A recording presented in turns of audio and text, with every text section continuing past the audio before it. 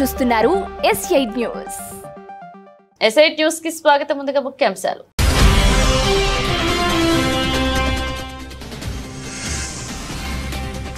CM Revanth Reddy సమక్షంలో కాంగ్రెస్ లో చేరిన కేకే.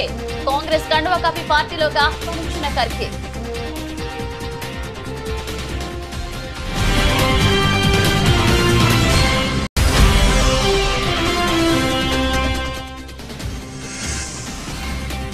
ఏపీకి ప్రత్యేక హోదాపై స్పందించిన కేంద్ర మంత్రి శ్రీనివాస్ వర్మ. హోదాపై నిర్ణయం తీసుకోవాల్సింది ప్రధాని మోదీ అని వెల్లడి.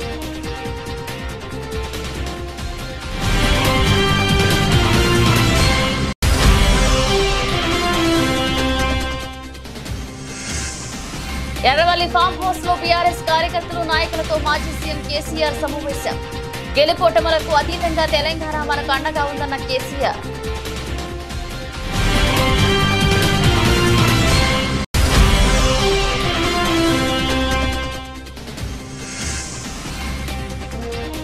కొండపల్లిలో ఘనంగా రంగగారి 77వ జయంతి. రంగగారి ఆశయాలు సాధిస్తామన్న మైలవరం ఎమ్మెల్యే వసంతరెడ్డి కృష్ణప్రసాద్.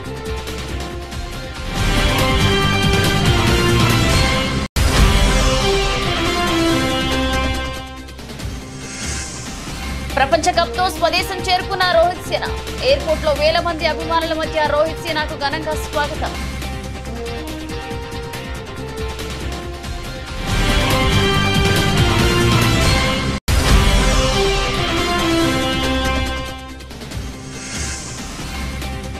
రికార్డు స్థాయిలో ప్రారంభమైన దేశీయ స్టాక్ మార్కెట్లు. మళ్లీ కొత్త గరిష్టానికి సెన్సెక్స్, నిఫ్టీ.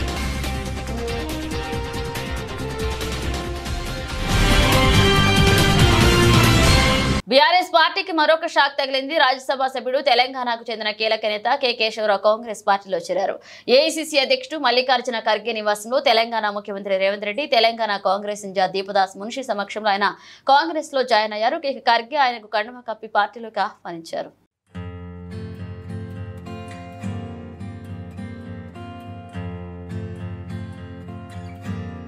తెలంగాణ కోసం ఉద్యమ సమయంలో ఎన్నో పరిస్థితులు తట్టుకుని నిలబడ్డామని, ఇప్పటి పరిస్థితులు ఒక లెక్క కాదని బీఆర్ఎస్ అధినేత కేసీఆర్ అన్నారు. ఎర్రవెల్ల ఫామ్ హౌస్ లో తనను కలిసేందుకు మహబూబాద్, మేడ్చల్, నల్గొండ జిల్లాల నుండి వచ్చిన కార్యకర్తలు, నాయకులతో కేసీఆర్ సమావేశమయ్యారు. ఈ సందర్భంగా మాట్లాడుతూ తెలంగాణ అస్తిత్వమే ప్రమాదంలో పడిన దిక్కుమోకులేని చివరి దశ ఉద్యమకాలం నుంచి తెలంగాణ రాష్ట్ర సాధన, అటు నుంచి 10 ఏళ్ల ప్రగతి పాలన దాకా తాను కష్టాలను ఎదుర్కొన్నా అన్నారు. ఇక వాటితో పోల్చితే ప్రస్తుత పరిస్థితి పెద్దదేమీ కాదన్నారు ఆయన. ఒకసారి ప్రజా జీవితంలో పబ్లిక్ లైఫ్లో ఉంటామని నిర్ణయించుకున్న తర్వాత ప్రజలు ఏ పాత్ర ఇస్తే ఆ పాత్రలో పనిచేస్తూనే ఉండాలి.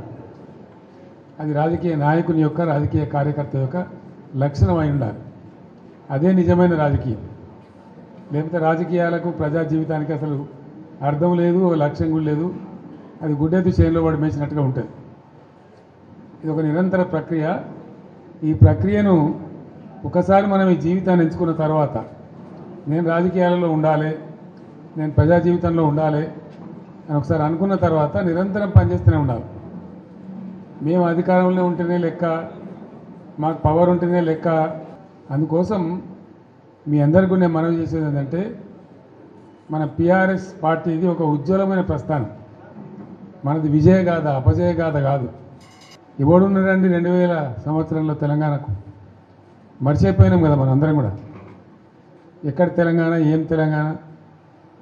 నన్నే అన్నారు చాలామంది, తెలంగాణ పోదాం రాదంటే క్యా దుకాణంలాగా సాబ్ అని మాట్లాడింది.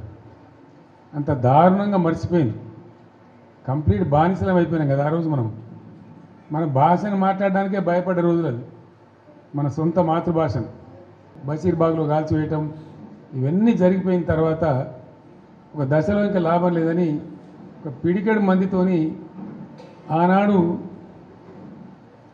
చంద్రబాబు నాయుడు ప్రభుత్వం ఉండే రాష్ట్రంలో అతని చేతిలో 29 మంది ఎంపీలు, 185 ఎమ్మెల్యేలతో గెలిచిండు. 20 ఏళ్ళు రాజ్యంలో ఉంటా అంటాడు. పేపర్లు, మీడియా అంతా ఆయన చేతిలో, సినిమా పరిశ్రమ వాళ్ళ చేతిలో, మొత్తం పరిశ్రమలు వాళ్ళ చేతిలో. వాళ్ళు గీసిందే గీత, వాళ్ళు రాసిందే రాత. ఆనాడు నేను తెలంగాణ రాజకీయం మొదలుపెట్టిన. ఎంత ధైర్యం కావాలా? చిన్న విషయమేనా? ఆ రోజు మొదలుపెట్టి కొట్లాడితే అద్భుతమైన విజయాన్ని సాధించి మనం తెలంగాణ సాధించుకున్నాం. తదనంతరం 10 years కూడా ఉజ్వలమైన పరిపాలన చేసినాం మనం. ఏ ఒక్కరిని వదిలిపెట్టలేదు. సరే ఓట్లు వచ్చుడు రాకపోవడం పక్కన పెట్టండి.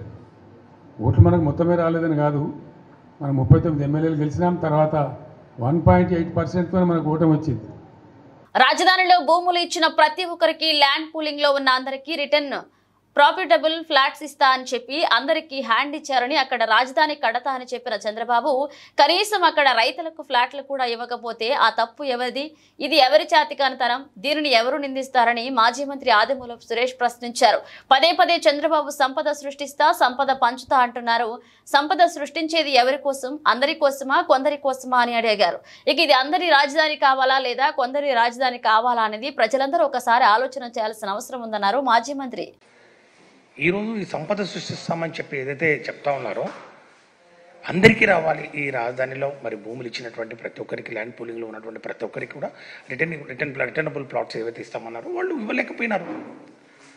అది ఇప్పుడున్నటువంటి ముఖ్యమంత్రి గారు దానికి సమాధానం చెప్పాలి. మరి ఎందుకు ఇవ్వలేకపోయారు?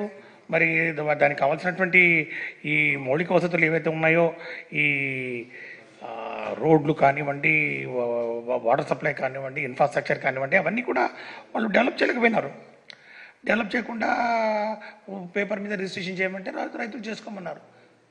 కాబట్టి రాజధాని కడతానన్నటువంటి మరి ముఖ్యమంత్రి గారు అప్పుడు చివరకు రైతులకు ప్లాట్లు కూడా ఇవ్వకపోతే ఆ తప్పు ఎవరిది? ఇది ఎవరి చేతకనితనం? దీనికి ఎవరిని నిందిస్తారు? ఈరోజు మేము ఒకటే చెప్పదలుచుకున్నాం, ఒకటే ఈరోజు ప్రజల దృష్టికి తీసుకురావాల్సుకున్నాం.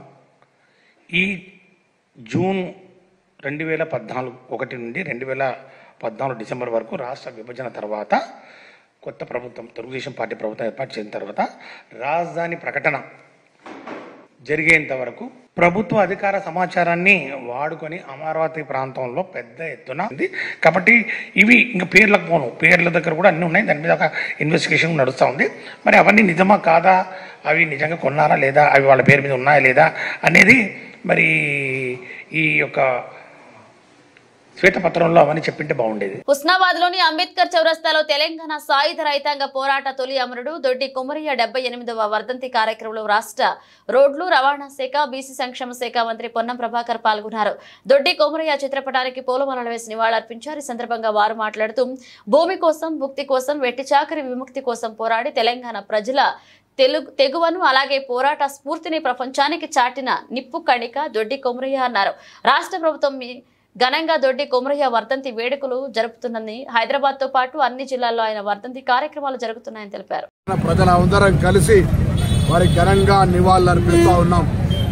భూమి కోసం, భుక్తి కోసం, విముక్తి కోసం జరిపిన పోరాటంలో తిరుగుబాటు చేసి ప్రజాస్వామ్యాన్ని లేదా స్వేచ్ఛను కోరుకొని తన ప్రాణాలు సైతం అర్పించినటువంటి దొడ్డి కొమరయ్య గారిని సమాజంలో ఉన్న రుగ్మతలు తొలగించడానికి పోరాడాల్సిన యువత ఆదర్శంగా తీసుకోవాలని కోరుతా ఉన్నాను. ఈరోజు ఒక సమాజ సేవ కొరకు, సమాజంలో ఉన్నటువంటి రుగ్మతలను తొలగించడానికి, సమాజంలో మార్పు తేవడానికి పోరాటం జరిపిన యోధులలో దొడ్డి కొమరయ్య గారిని ఎవరు కూడా బలైన వర్గాలకు సంబంధించిన నేతగా మర్చిపోయేటువంటి పరిస్థితి లేదు.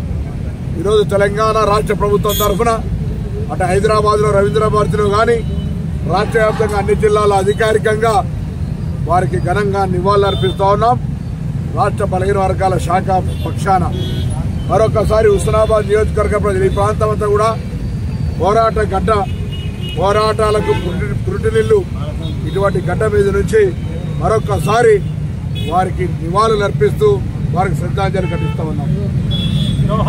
పేద ప్రజల సంక్షేమం కోసం పోరాడిన మహోన్నత నేత వంగవీటి మోహన రంగా అని ఆయన చూపిన బాటలో పయనిస్తూ దివంగత రంగా గారి ఆశయాలను సాధిస్తామని మైలవరం శాసనసభ్యులు వసంత వెంకటకృష్ణ ప్రసాద్ స్పష్టం చేశారు.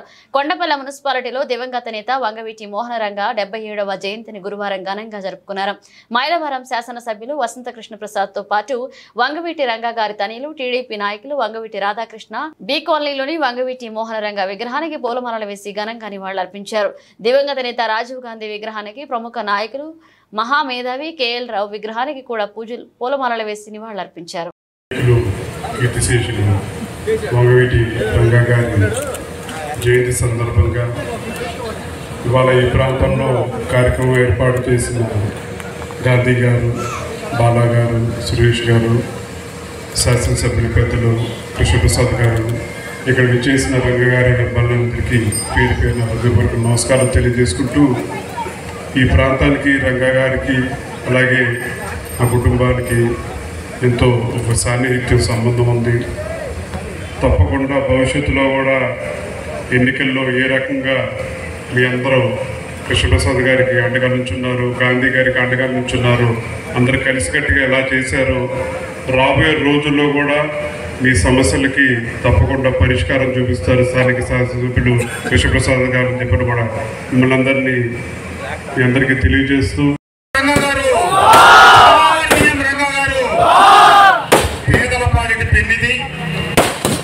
ప్రజా సేవకుడుగా కొద్ది కాలమే అధికారంలో ఉన్నప్పటికీ మన ప్రభుత్వం పేదలకు అండగా ఉండటం అనేది మొదటి నుంచి వారికి ప్రజలు తీసుకొచ్చిన గుర్తింపుతో పేద ప్రజల సంక్షేమం కోసం ఎన్నో కార్యక్రమాలు చేసి ఈ మధ్య మన మధ్య లేకపోయినప్పటికీ వారు మరణించిన ఎన్ని సంవత్సరాల తర్వాత కూడా తెలుగు ప్రజలున్న దగ్గరంతా కూడా తెలుగు రాష్ట్రాలనే కాకుండా దేశ విదేశాల్లో కూడా వారి జయంతిని వర్ధంతిని ఘనంగా నిర్వహిస్తా ఉన్నారంటే వారు పేదల పట్ల చూపించిన ప్రేమ మమకారం అని చెప్పి తెలియజేస్తా ఉన్నా.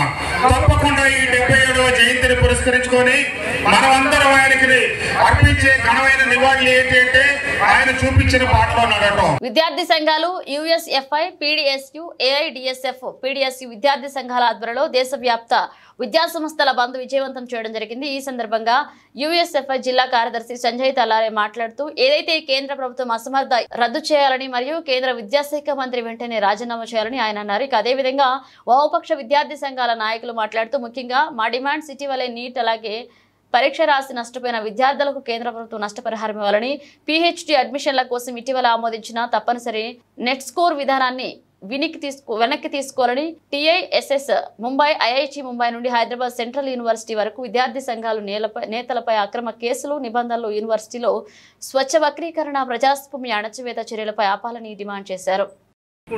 ముఖ్యంగా ఈ బంద్కు కారణం ఏంటంటే ఏదైతే ఎన్టీఏ ప్రభుత్వం ఉందో దానికి ఎన్టీఏని వెంటనే రద్దు చేయాలి. అదేవిధంగా ప్రభుత్వ పాఠశాలను మూసివేతని వెనక్కి తీసుకోవాలనేసి ఉద్దేశంతో మేము ఈరోజు బంద్ చేపడతా ఉంటే అక్రమ అరెస్టులను పెట్టి మమ్మల్ని ఎక్కడ కూడా ఏ స్కూల్ని కూడా లోపలికి పోనీయకుండా బంద్ చేస్తూ ఈరోజు రకరకాలుగా నానా ఇబ్బందులు పెడుతూ మాకు ఏ స్కూల్లో పోయిన పరిస్థితి ఈరోజు పోలీస్ స్టేషన్లో మాకు ఒక గోదాలు లెక్క తీసుకొచ్చి మాకు ఇక్కడ పడేయడం జరిగింది. అంటే దీని వెనుక రహస్యం ఏంటి అంటే మేము ఒకటే కోరుతా ఉన్నాం, వామపక్ష విద్యార్థి సంఘాలుగా ఎవరైతే కేంద్ర మంత్రి ఉన్నారో వాళ్ళు వెంటనే రాజీనామా చేయాలి. ఆ నీట్ పరీక్షని వెంటనే రద్దు చేసి మరలా పెట్టాల్సిన అవసరం ఉంది. ఆ నీట్ పరీక్ష రాసినటువంటి నష్టపోయినటువంటి విద్యార్థుల పట్ల నష్టపరిహారాన్ని చెల్లించవలసిందిగా మేము వామపక్ష విద్యార్థి సంఘాలుగా కోరుతా ఉన్నాం. మాజీ సీఎం కొణిజేటి రోసయ్య, వంగవీటి మోహనరంగ జయంతి వేడుకలను వినుకొండ పట్టణంలోని టీడీపీ కార్యాలయంలో గురువారం ఘనంగా జరుపుకున్నారు. ఈ కార్యక్రమంలో ఎమ్మెల్యే జీవి ఆంజనేయులు, మాజీ ఎమ్మెల్యే మక్కిన మల్లికార్జునరావు, టీడీపీ నాయకులు పాల్గొని కొణిజేటి రోసయ్య, వంగవీటి మోహనరంగ చిత్రపటాలకు పూలమాలలు వేసి ఘనంగా నివాళులర్పించారు. అనంతరం మార్కాపురం రోడ్లోని వంగవీటి మోహనరంగ విగ్రహానికి, నరసరావుపేట రోడ్లోని కొణిజేటి రోసయ్య విగ్రహానికి ఎమ్మెల్యే జీవి ఆంజనేయులు పూలమాలలు వేసి నివాళులర్పించారు. ఈ సందర్భంగా వారి స్ఫూర్తిని కొనియాడారు.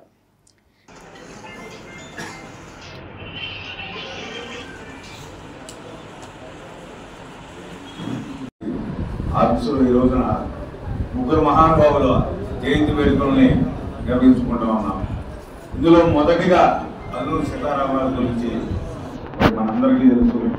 స్వాతంత్ర సమరయోధులు, 4 బ్రిటిష్ పాలకులకి ఎదురొప్పి అమరుడైనటువంటి గొప్ప నాయకుడు, స్ఫూర్తి ప్రదాత.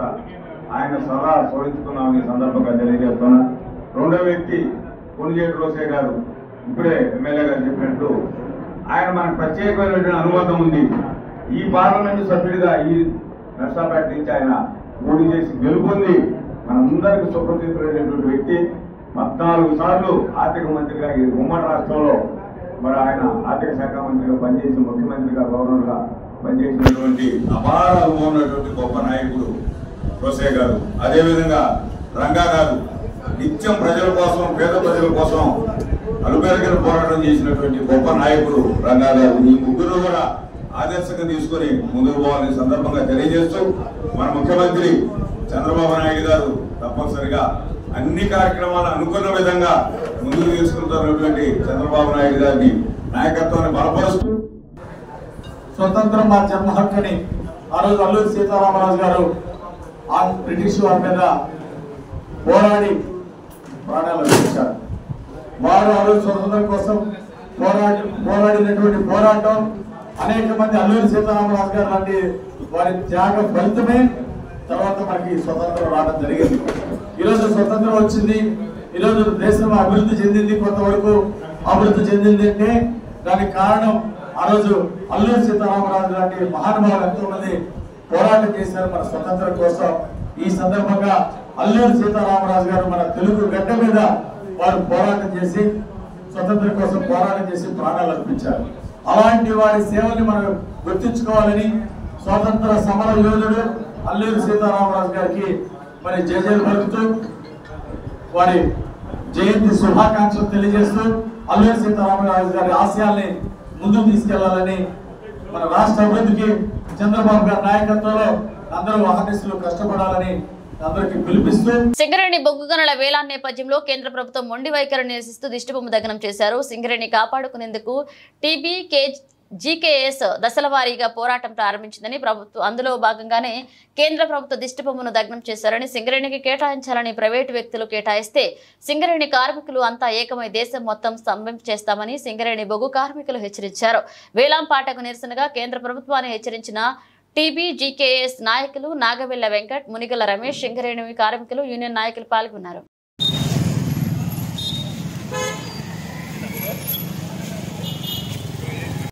తెలంగాణ రాష్ట్రంలో గత 10 సంవత్సరాలు కేసీఆర్ పరిపాలించినప్పుడు మరి ఏ కేంద్ర ప్రభుత్వం కూడా వేలంపాటలు తెలంగాణ బొగ్గు కార్మిక సంఘం ఆధ్వర్యంలో వేలంపాటలు పెడితే తీవ్రంగా వ్యతిరేకించి ఉద్యమాలు చేశాము.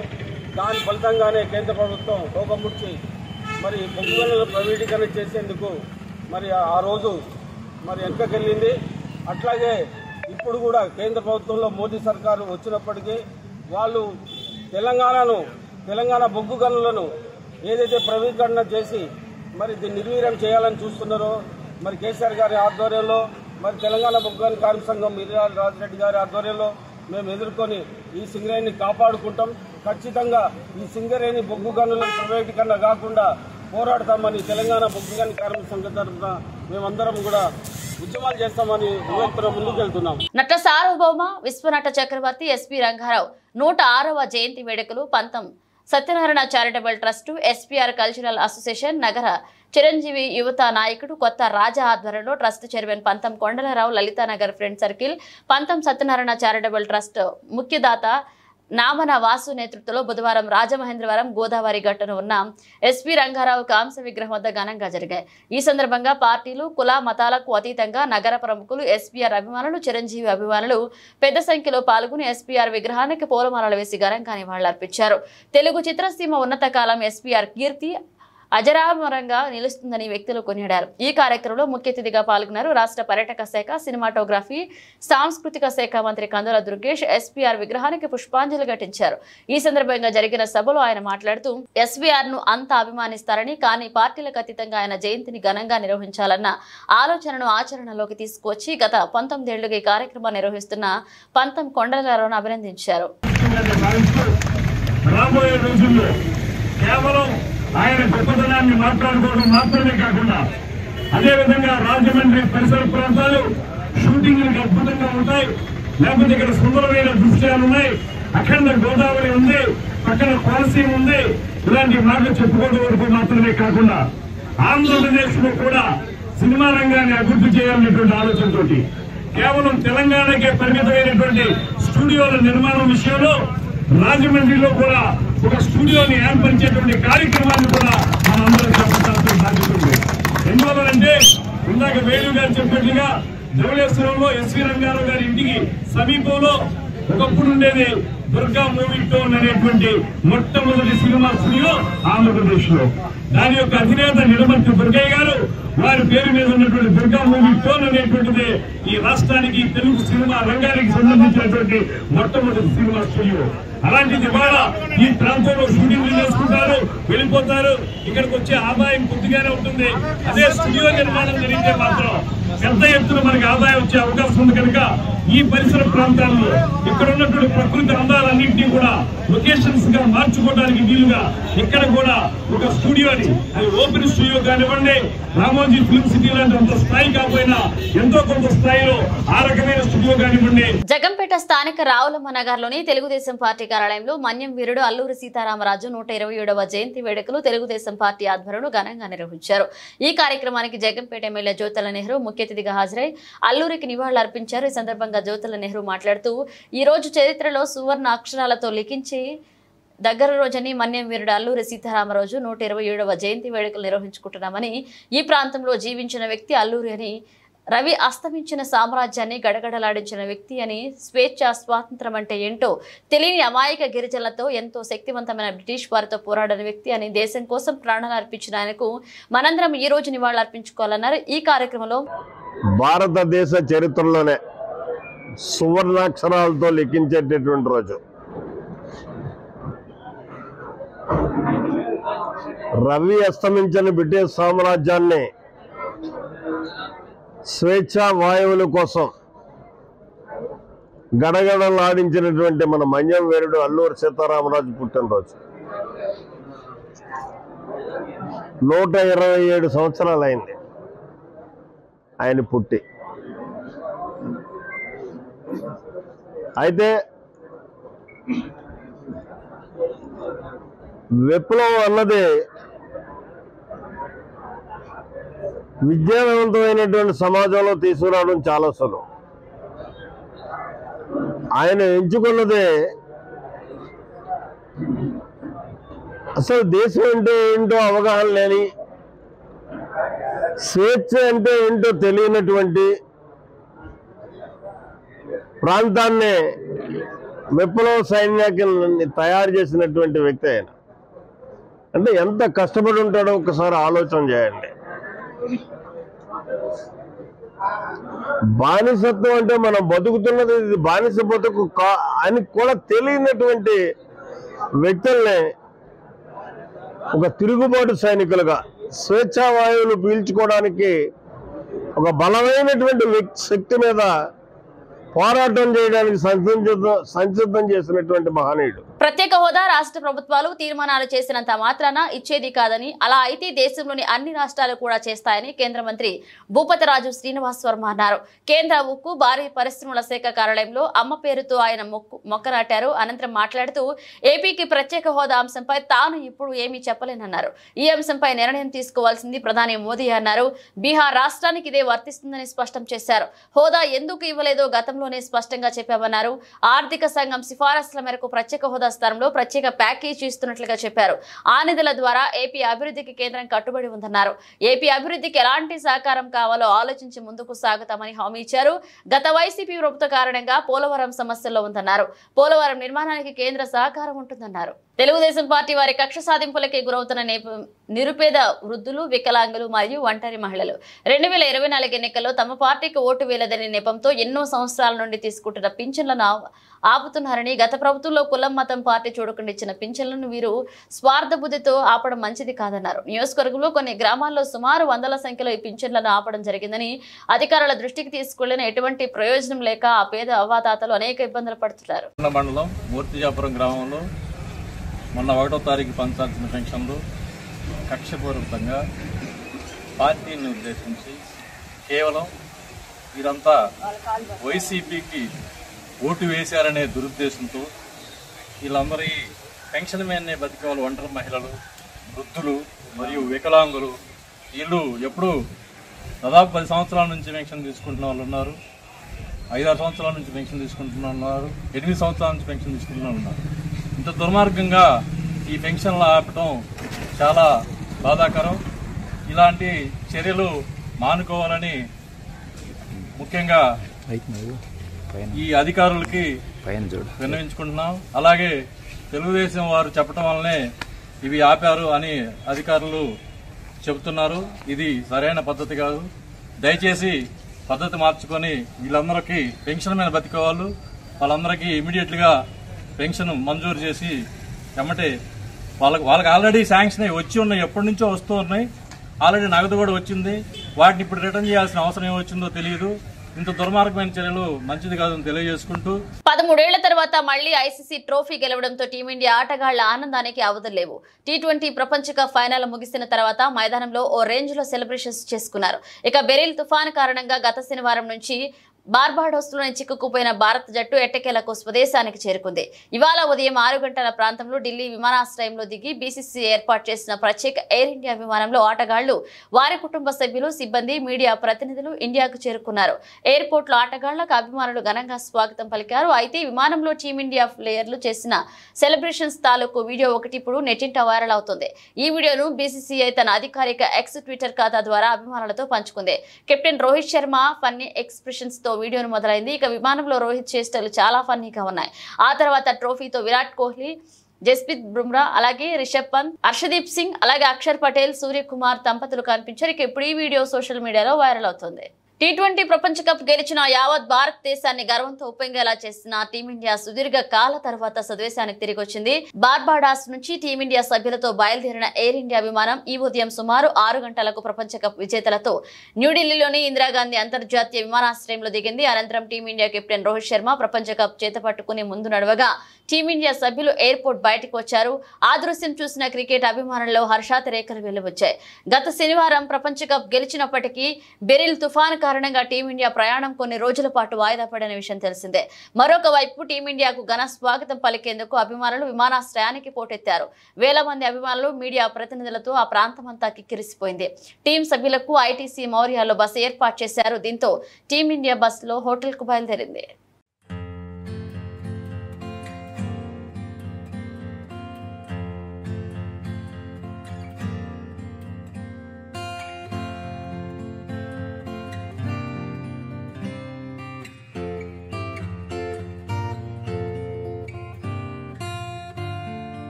దేశీయ స్టాక్ మార్కెట్ల వారంవారీ గడువు ముగియడంతో నేడు కూడా రికార్డు స్థాయిలో ప్రారంభమయ్యాయి. దీంతో మార్కెట్ సరికొత్త రికార్డుల నమోదు చేశాయి. ఐటీ షేర్లు అత్యధిక వృద్ధిని నమోదు చేశాయి. ఆ క్రమంలో బీఎస్ఈ బెంచ్ మార్క్ 80,375 వద్ద రికార్డు స్థాయిని తాకింది. 326 పాయింట్లు పెరిగి 80,336 వద్ద ట్రేడ్ అవుతుంది. మరొక వైపు నిఫ్టీ 50 తాజా జీవితకాల గరిష్ట స్థాయి 24,401ని తాకింది. 96 పాయింట్లు పెరిగి 24,382 స్థాయి వద్ద ట్రేడ్ అవుతుంది. దీంతో పాటు బ్యాంక్ నిఫ్టీ 268 పాయింట్ల లాభంతో 53,357 వద్ద రికార్డు స్థాయిలో మొదలైంది. ఈ క్రమంలోనే BSE mid cap, small cap సూచీలు వరుసగా 0.36%, 0.57% చొప్పున పురోగమించాయి. ఇక రంగాల వారీగా చూస్తే నిఫ్టీ ఐటీ ఇండెక్స్ అత్యధికంగా లాభాల పడగా నిఫ్టీ ఎన్ఎంసీజీ ఇండెక్స్ టాప్ లాగాడ్ అలాగే 0.06% తగ్గింది. గురువారం ప్రారంభ ట్రేడ్లో సెన్సెక్స్ 80,300 మార్కును అధిగమించగా నిఫ్టీ 24,350 స్థాయిలను అధిగమించింది. ఇక ప్రపంచ వ్యాప్తంగా అనుకూల ధోరణుల నేపథ్యంలో స్టాక్ మార్కెట్ సూచీలు సరికొత్త రికార్డులను తాకాయి. బ్రిటన్ ముగించే ముందు హెడ్లైన్స్ మరోసారి.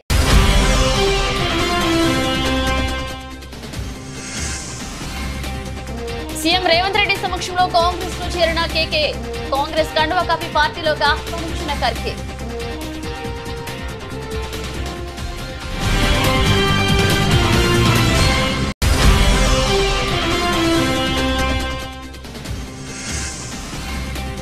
ఏపీకి ప్రత్యేక హోదాపై స్పందించిన కేంద్ర మంత్రి శ్రీనివాస్ వర్మ, హోదాపై నిర్ణయం తీసుకోవాల్సింది ప్రధాని మోదీ అని వెల్లడి.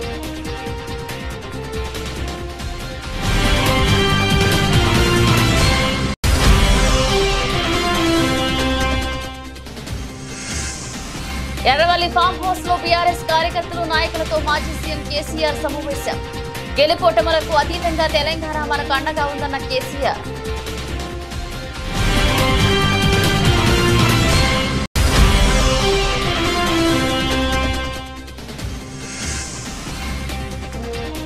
కొండపల్లిలో ఘనంగా రంగగారి 77వ జయంతి.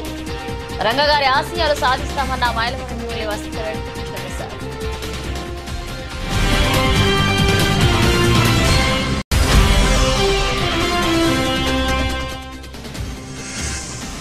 ప్రపంచ కప్ తో స్వదేశం చేరుకున్న రోహిత్ సేన. ఎయిర్పోర్ట్ లో వేల మంది అభిమానుల మధ్య రోహిత్ సేనకు ఘనంగా స్వాగతం.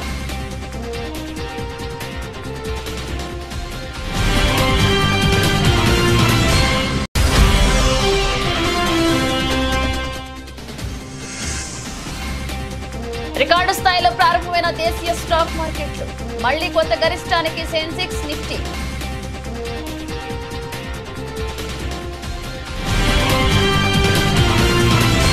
ఇవి ఇప్పుడు ఒక అప్డేట్స్. మన అప్డేట్స్ తో మళ్ళీ కలుద్దాం.